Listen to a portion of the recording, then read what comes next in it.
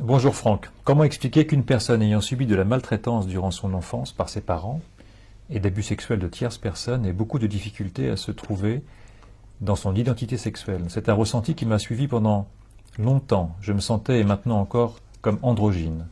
Aujourd'hui, ma relation avec mes parents est apaisée, mais il subsiste toujours ce sentiment d'être tantôt fille, tantôt garçon dans ma tête. Ça me pose beaucoup de problèmes pour trouver ma sérénité affective, pour me sentir à l'aise dans ma féminité et dans ma relation aux hommes. Un grand merci. Merci beaucoup à toi. Je ne ressens pas ça dans ton énergie. C'est-à-dire que je pense que je suis en train d'entendre la musique de ton problème. La musique de ton problème. J'entends en fait, si tu veux, quand on me pose une question, si c'est quelque chose qui a déjà été discuté ou non. Comme si c'était la vieille rengaine. Une rengaine. Comme si, ouais, alors rengaine c'est vraiment très connoté, super négatif, mais si tu veux, c'est comme si elle avait déjà parlé de ça avec une copine en lui disant, bah oui, mais alors du coup, avec ce que j'ai vécu, parce que tu comprends, avec mon oncle, alors machin, alors maintenant je sais plus si j'aime les femmes, si j'aime les hommes et machin, et c'est devenu, si tu veux, une forme de... je prends mon paquet de souffrance et ma douleur, qui est réelle, je peux pas poser de déni sur ton expérience, c'est horrible, ok. Mais cette horreur, elle a été mise dans une hotte avec laquelle je me trimballe et qui devient en fait, si tu veux, une sorte de définition de moi. Je suis celle qui a un problème androgyne aujourd'hui, dû à ceci et cela et machin, etc. Alors que l'énergie que je ressens en dessous ne me parle pas de ça. J'ai l'impression que ça lui pose pas de problème, si tu veux, à cette femme. Elle est les deux. Ça colle. Ça lui va. Elle a la possibilité d'aller dans une direction ou d'aller dans l'autre, et ça colle, ça va, c'est correct.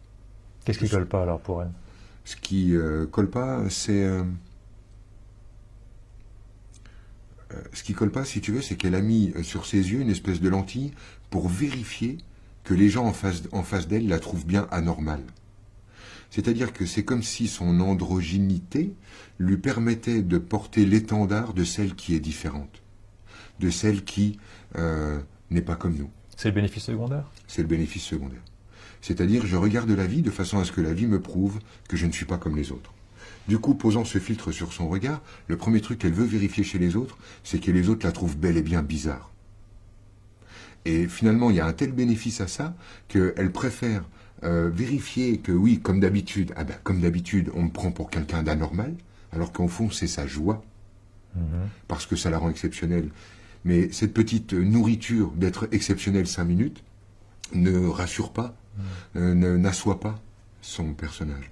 Peut-être, si tu veux, qu'il y aurait plus de bénéfices à renoncer à la possibilité d'être exceptionnel 5 minutes et à accepter de dézinguer ce personnage d'anormalité pour enfin accepter qu'on te trouve simplement normal. Qu'est-ce qu'il y a, quoi? Tu es quoi? Bisexuel? Et alors? Multiple? Et alors? C'est banal à crever. Tout le monde est comme ça. Ok. Merci. Bonjour Franck. Ma question, comment trouver un sens et le... Excuse-moi, Ouais. je me branche là sur la personne qui est en train de vivre ça, et quand je me branche dessus, le premier truc qu'elle fait, c'est « Ah bah oui, mais j'ai souffert Ouais. ». C'est-à-dire qu'on retourne dans la maltraitance. Donc je dis ça juste parce que dès que je relâche ce truc-là, c'est-à-dire que je te coupe la possibilité d'être victime, entre guillemets, tu y retournes directement. Ce qui est dingue, c'est que dans ta question, c'est bien précisé, c'est-à-dire que c'est clairement dans l'énergie sous-jacente, tu me dis « Je suis OK pour arrêter avec la victime ». C'est très net. Dans ta formulation, tu nous dis que tu ne leur en veux plus et que tu es OK pour accepter ton passé. Mais dès que je te coupe de la possibilité d'être anormal, hop, tu retournes sur « Eh bah ouais, mais attends mon coco, tu sais d'où j'arrive ?»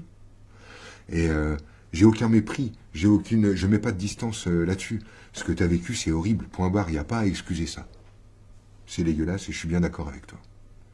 Mais tu vois, la réaction que tu viens de ressentir, elle renvoie bien à ce truc-là, c'est si j'ai pas la possibilité d'être anormal et donc de faire en moi, de moi quelque chose d'exceptionnel par mon anormalité, et ben du coup, en fait, tout ce que je peux faire pour exister, c'est être celle qui a vraiment traversé tout ça. L'idée, c'est de trouver une troisième voie. De pas réinviter tes bourreaux dans ton quotidien, de pas réinviter tes bourreaux dans ton lit. Trouver le courage de dire tant pis, je renonce à cette possibilité de me nourrir artificiellement et je vais me nourrir de la joie de de me taire, mais si tu veux, je me parle quand je dis ça, je vais t'expliquer pourquoi je dis ça. C'est que quand tu es dans une position où tu as, grâce à ton passé, grâce à ta douleur, ou grâce à ce que tu as compris, la possibilité de gratter un peu d'énergie à l'autre en ayant raison, j'ai remarqué que quand tu renonces à cette possibilité-là, tu récupères plus d'énergie. Ça s'appelle renoncer à ouvrir sa gueule. Tu vois, pour faire court. Et quand tu renonces à ça, tu as un apport d'énergie de la joie de s'être tenu, qui est bien plus nourrissant que d'avoir une fois de plus gratté un peu d'énergie qui...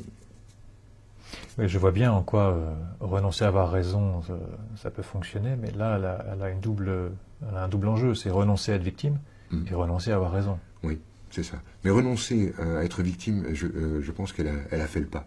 Elle a compris en fait que ça lui permettait d'être la personne qu'elle est devenue. Et à mon avis, ça s'est fait. C'était juste sur ce truc de maintenant, je me sers de ma blessure comme une espèce d'étendard, non plus pour dire regarde d'où je viens, mais pour dire, hey, t'as vu, je suis vachement différente, non? Tu vois. Et c'est une façon de se rendre exceptionnel.